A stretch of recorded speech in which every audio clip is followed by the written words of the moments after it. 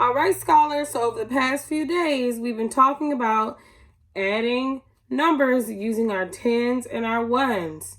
Now that looks something like this. Here, I know I'm going to start on my one side, so I add 3 plus 8, which gives me 11. So I put my 1 here because my 1 is in the ones place, and I also have a 1 in the tens place, so I carried it up here in my little box.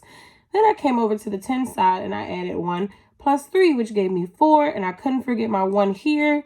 I added 1 more to 4. 4 plus 1 is 5. So 13 plus 38 equals 51. Okay, now today we're still going to be adding large numbers, but we're not going to be using our tens and ones place. Let me show you what it would look like without our tens and ones.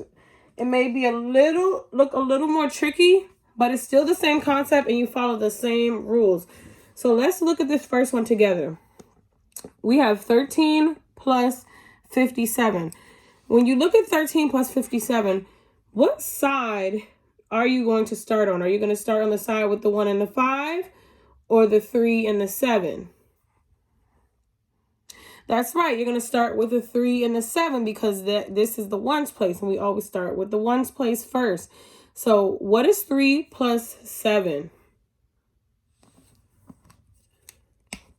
Very good. 3 plus 7 is 10. But I'm not going to write my 10 down here. What am I going to do with my 10?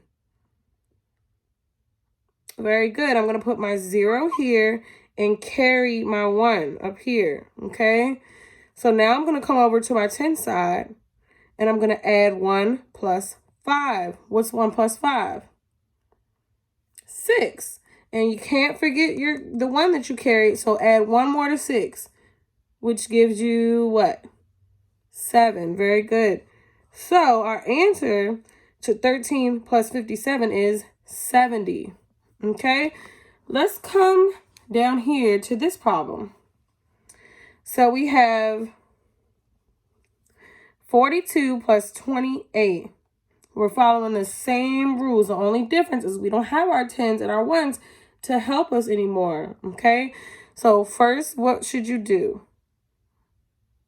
Yep. Come on over to your ones place. We see that we have 8 and 2 in the ones place. So you're going to add 8 and 2 together. Go ahead and do that in your head. Count on or use your fingers. And shout out the answer when you're done. 8 plus 2 is 10. Very good. So what should I do with my 10? Yep, I'm going to put my 0 here because I have a 0 in the ones place. And because I have a 1 in the tens place, I'm going to carry my 1 over here to the tens place. So now I don't need that anymore. So now I'm going to add up 4 and 2 because I'm overworking in my tens place now. 4 plus 2 is 6. Very good. And we can't forget our 1 we carried. So add 1 more to 6, which gives you 7, sorry. 7, and our answer is 70.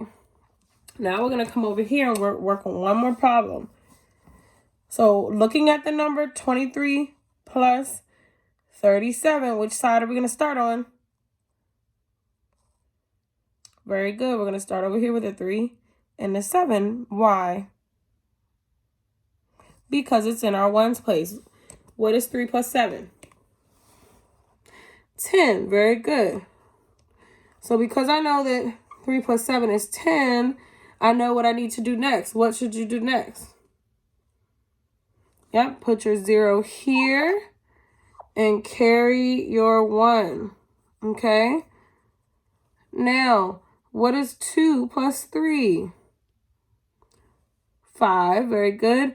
And add 1 more because we have this one we carried. Add 1 more to 5. What would your answer be? 6. So 23 plus 37 equals 60. Okay, very good, scholars. So the same concept applies. You're still starting with your ones place. You're still carrying your 1. And you're just adding, making sure you add the ones place first and then do the tens place. Okay, so you're going to work on some problems on your own. And I want you to try not to use your tens and your ones chart. I want you to try to do it how we just did it without your tens and your ones chart. So today your problems are going to be 16 plus 54, 71 plus 19, 46 plus 24, 56 plus 14. Okay, good luck with your problems today. And remember, you always start on the ones side. Can't wait to see you guys' work.